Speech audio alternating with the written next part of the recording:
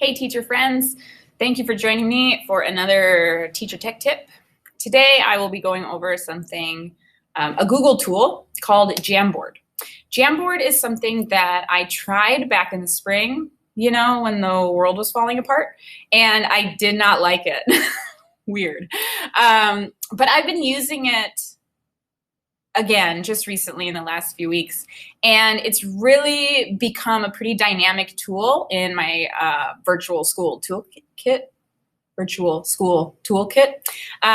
I wanted to share that out with you. I'm using it during whole class meetings and small group meetings, but it has potential also for one-on-ones. So let's just get started and I'll show you how I use it. So a Jamboard is basically an online whiteboard, I guess you could say. And to create a new Jamboard, it is pretty simple. You can go to your drive and create a new, and it should be here. If not, you might have to connect the app, but it is a Google integrated feature. So if you click a new Google Jamboard, it's all integrated with your drive. That's a really nice thing about it. So you basically just get this white rectangle, and that is your whiteboard. There's tools down the side, obviously drawing, then erasing. You can add sticky notes. Hi. You can add photos from your drive, uploaded photos, or you can do a Google image search. I always like to do cats when I do an example for my students. Shapes, text box, and a screen highlighter where you can, a tracker, right? So you can track it and then it goes away. So those are the tools. You can also make multiple frames. You can see here up at the top that it's kind of like slides in that way where you can have lots of different things. You can change the background, right? So lots of different tools embedded within this app. Now, how I use this when I am conferencing with either a small group or having a whole class meeting is I would start my Google Meet call. I would pull down my tab so that I can see. I do that split screen technique that I've talked about before. So I'll have my students here, I'll be talking to them, and then I can also see the Jamboard. Okay, so I might start with a provocation, a question, something on here, give them some time to think. Then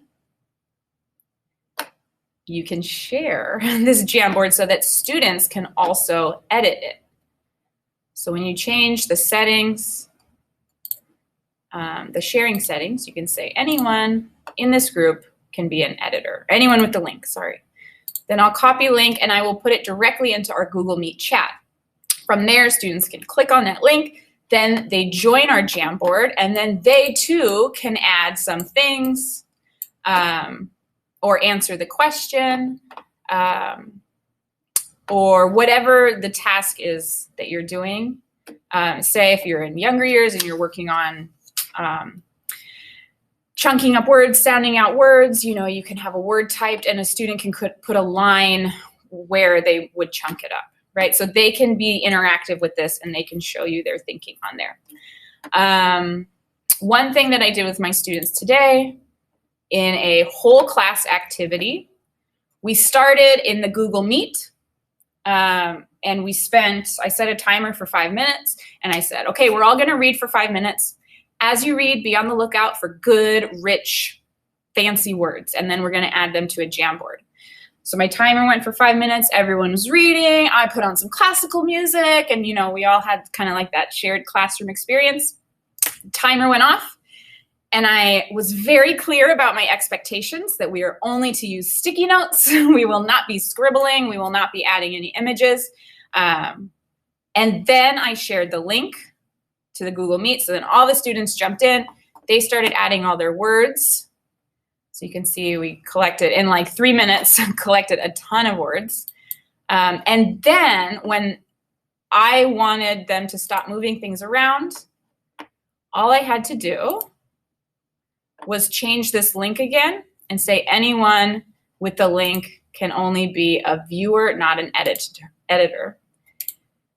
Then when that was done, they weren't able to change any of these. So now this is all locked here. Students can't go in and change anything else. So that was a pretty brief overview just to see the basics of how a Jamboard works.